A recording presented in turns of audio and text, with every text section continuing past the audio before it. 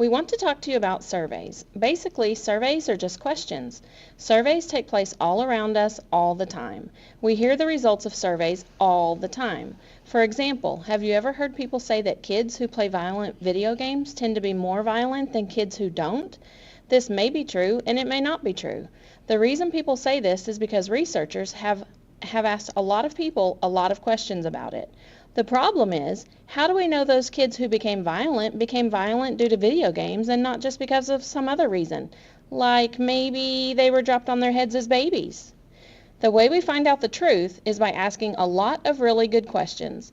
These questions are called surveys. Surveys can be asked in writing, on the phone, in the mail, in an interview, or even online. The first thing that we need to talk about are the two types of questions that you can ask. These are open-ended and closed-ended questions. This sounds hard, but it's really pretty easy. Just remember that with open-ended questions, the door is wide open for an answer. But closed-ended questions, the door is closed. This just means that if you ask your friend a question and they can answer it however they want, then you're asking them an open-ended question. If you ask your friend a question and then give them a list of answers that they have to choose from, then you have asked them a closed-ended question. We're going to focus on closed-ended questions today. When you do a survey, you have to follow the survey rules. What? There are rules? Yes, there are rules, but don't worry, they aren't hard. They're just easy to forget sometimes. Rule number 1, choose your topic. The topic for today is a dog really a man's best friend? Rule number 2, write questions about your topic. If your topic is dogs, then you don't need to ask the question, what is your favorite vegetable?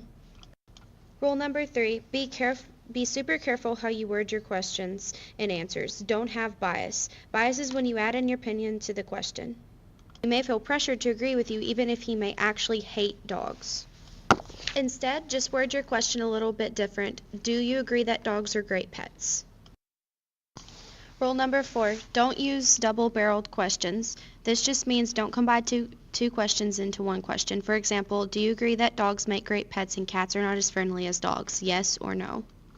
Your friend may think that dogs do make great pets, but may disagree that cats aren't as friendly as dogs. So how does your friend choose yes or no when his real answer is yes to the first part and no to the second part?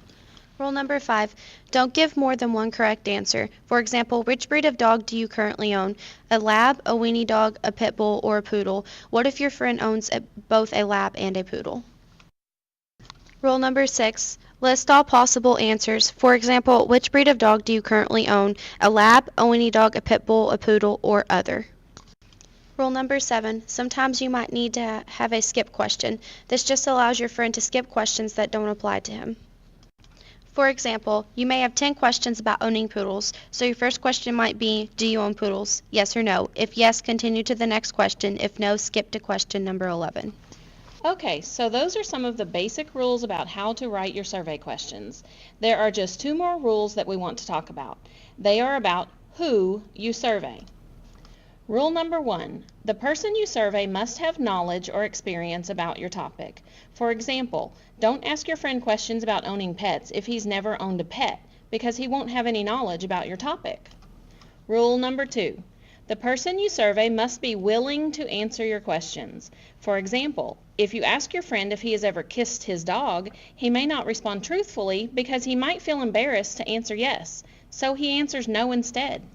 So those are the basic rules for creating a survey. Some of the good things about using surveys to find out information on your topic is that surveys are easy to give and they are cheap. You can give a survey to your whole class and it will give you information quick, easy, and without costing you any money at all. Some of the bad things about using surveys is some people may not answer truthfully and it's hard to get people's real opinion on a topic. Oh my gosh, we almost forgot the most important rule of all. It's the secret part. You can never ever tell the names of the people who answered your questions. Some of your questions may be personal or embarrassing to the people who answered them. You can say that 2 out of 20 people surveyed said that they have kissed their dog, but you cannot say that John and Mary said that they have kissed their dogs. If you tell their names, then you are breaking what is called a rule of ethics. And in the future, people will know that they cannot trust you with their real responses, and you won't have anyone to survey anymore. You'll have to just go to recess and play all by yourself. And we all know that's no fun at all. So now we'd like for everyone to get out a piece of paper and start thinking about survey questions for us to ask so that we can finally answer that old question. Is a dog really a man's best friend?